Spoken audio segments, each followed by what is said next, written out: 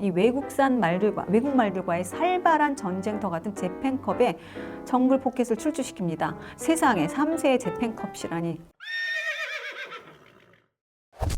안녕하세요, 키레아입니다. 우마무스메 실장 캐릭터 파트 2 두 번째 시간입니다. 자, 첫 번째 이야기에서는 21세기 첫 클래식 사츠키 타이틀을 가져간 환상의 상간마 아그네스 타키온에 대한 이야기를 했었죠.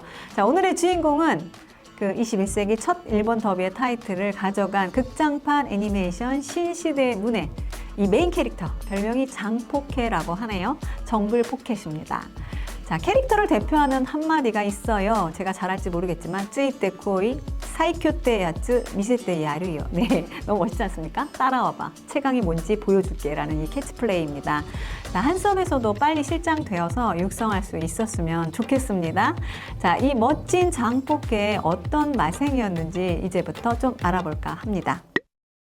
1998년 5월 7일 홋카이도 노돈팜 출신입니다. 부마는 아일랜드 출신으로 이 1988년 프랑스 개선문을 우승한 토니빈인데요. 우마무스의 캐릭터 중에서도 위닝 티켓, 로스 플라이트, 그리고 에어그루브 등 이 토니빈의 자마들이 꽤 많이 있습니다. 자, 모마는 미국 출신의 아가씨 댄스 차머입니다. 댄스 차머는 이 현역 생활은 하지 않았지만 이 댄스 차머의 아버지인 누레예프가 워낙 혈통도 좋고 시스마 시절 많은 명마를 배출한 리딩 사이어 였다는 이유로 종민마 생활을 할 수 있었습니다.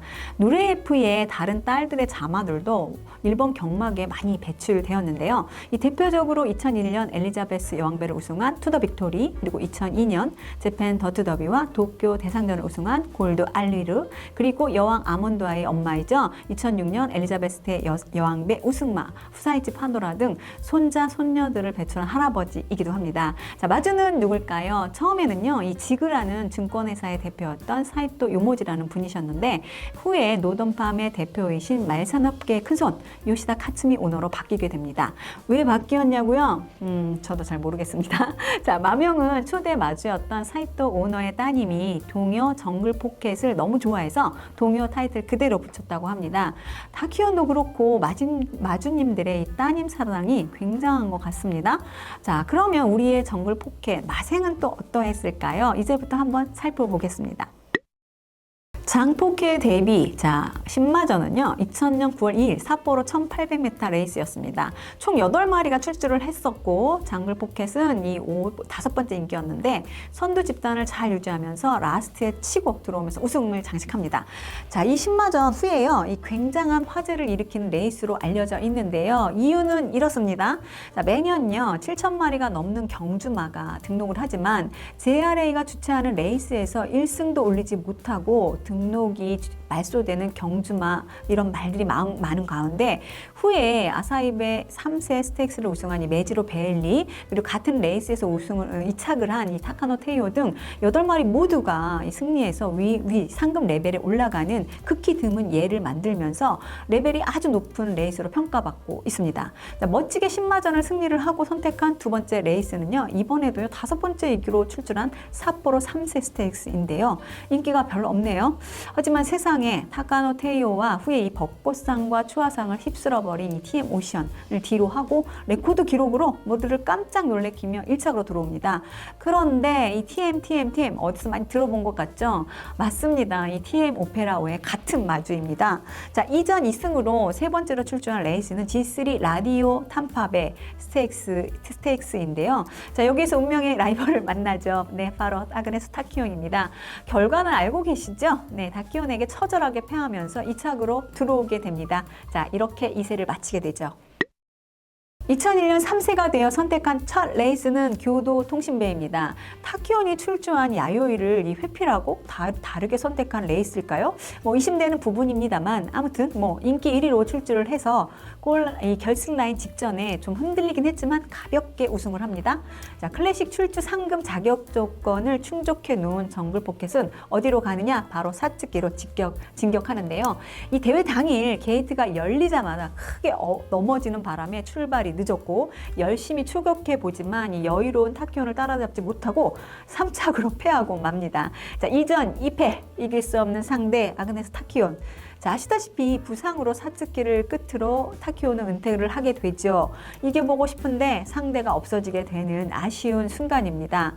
자, 사츠키상이 끝나고 다음은 대망의 일본 더비를 맞이하게 되는데요. 타키온이 없는 이 더비이지만 이 막강한 상대들이 또 기다리고 있죠.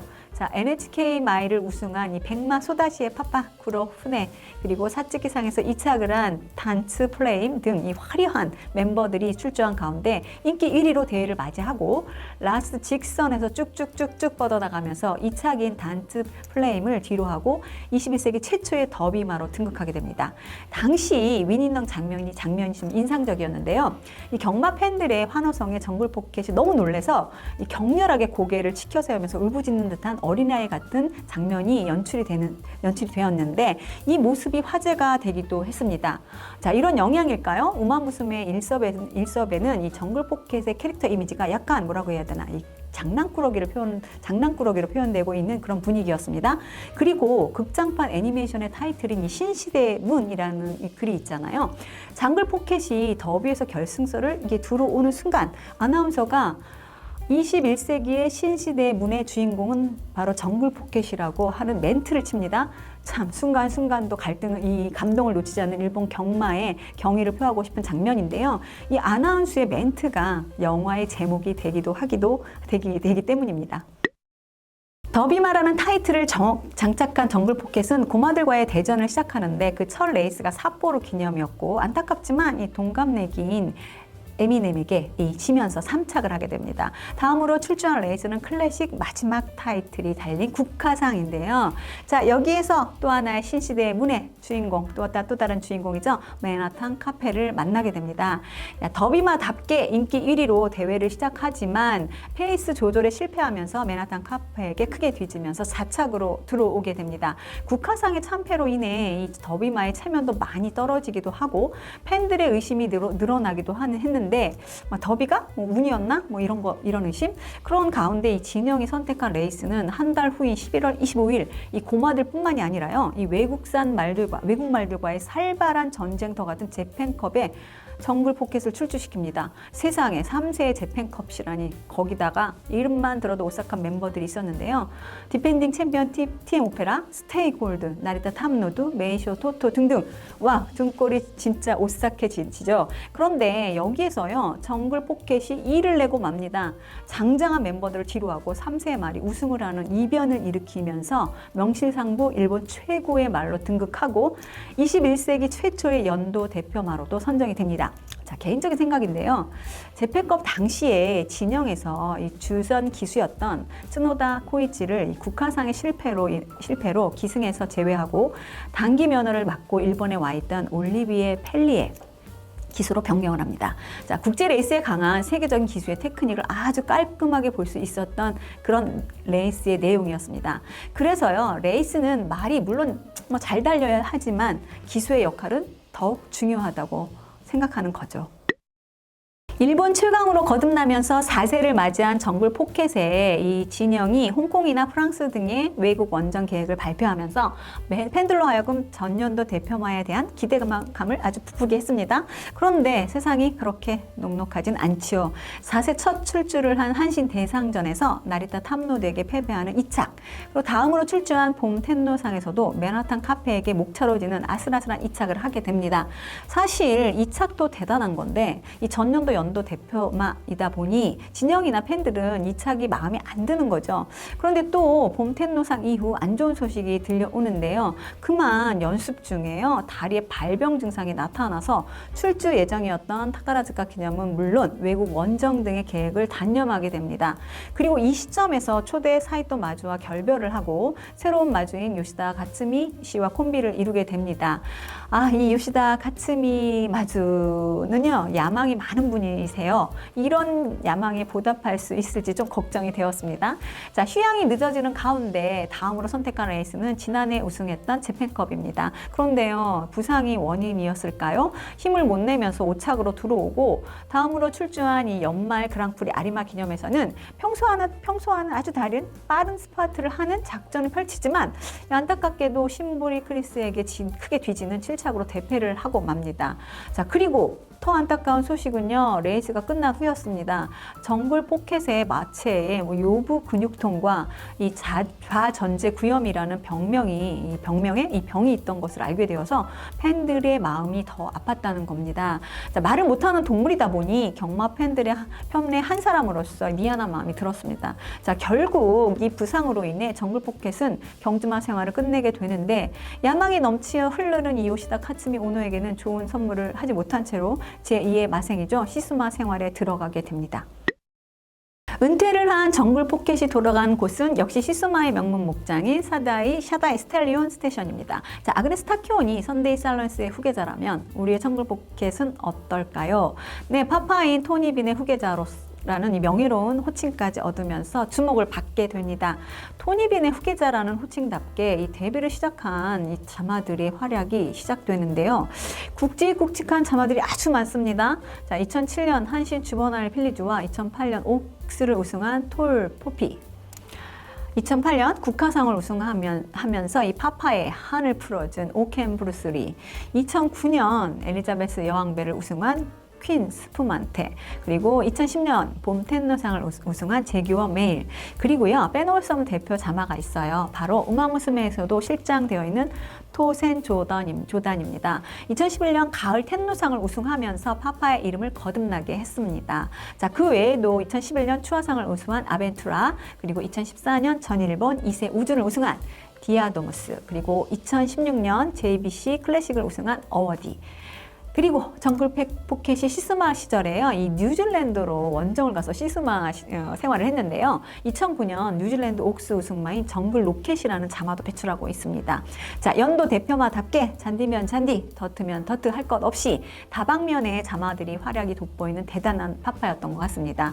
자, 그리고 이런 풍성한 활약을 한 정글 포켓은 아쉽게도 우마무스메가 나왔을 때였을 것 같아요. 2021년 3월 2일 23세의 나이로 마생을 마감하게 됩니다.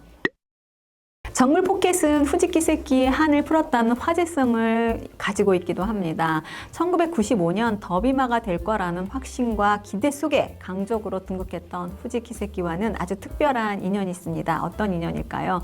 네, 그 인연은 마주 조교사 담당 구무원이 똑같다는 것이었습니다. 야요이상 이후 이 부상으로 은퇴한 후지키세키에게 이 붙은 별명이 아그네스 타키온과 같은 환상의 삼관마였죠. 정글 포켓이 더비를 우승하면서 후지키세키가 이루지 못한 이 더비 재패로 언론이 후지키세키의 억울함을 풀어줬다고 대대적으로 보도하기도 했습니다. 그래서인지 우마무스메 캐릭터 소개에서 정글 포켓이요, 이 후지키세키의 달리기에 충격을 받아서 트레이션 학원에 입학하게 되었고, 후지키세키를 존경하는 캐릭터로 연관성 있는 설명을 하고 있고, 스토리에서도요 언니 동생 같은 사이로 아주 잘 지내고 있습니다. 자, 매번 느끼지만 고중이 워낙 탁월한 사이게임스이기 때문에 그래서인지 더 이 극장판 애니메이션 이 신시대의 문이 기대되기도 합니다. 자, 정글 포켓이라는 에게는 또 하나의 이 화제거리가 있는데 바로 연예인입니다. 개그 트리오 정글 포켓 아십니까? 네, 이 정글 포켓입니다.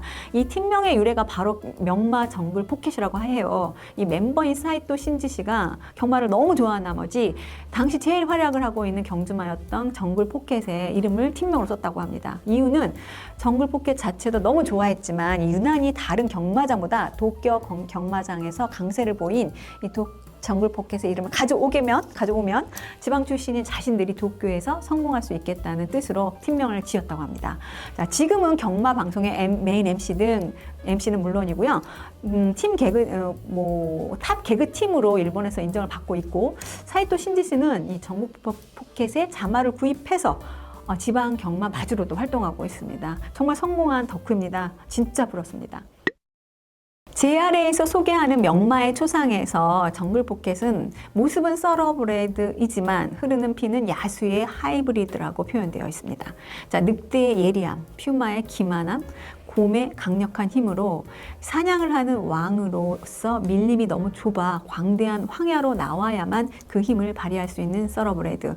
자, 밀림에서 뛰쳐나와라. 자, 매번 소개되는 명마의 초상을 읽어보지만 소름이 돋을 만큼 강력한 인상을 받은 건 이번이 처음인 것 같습니다.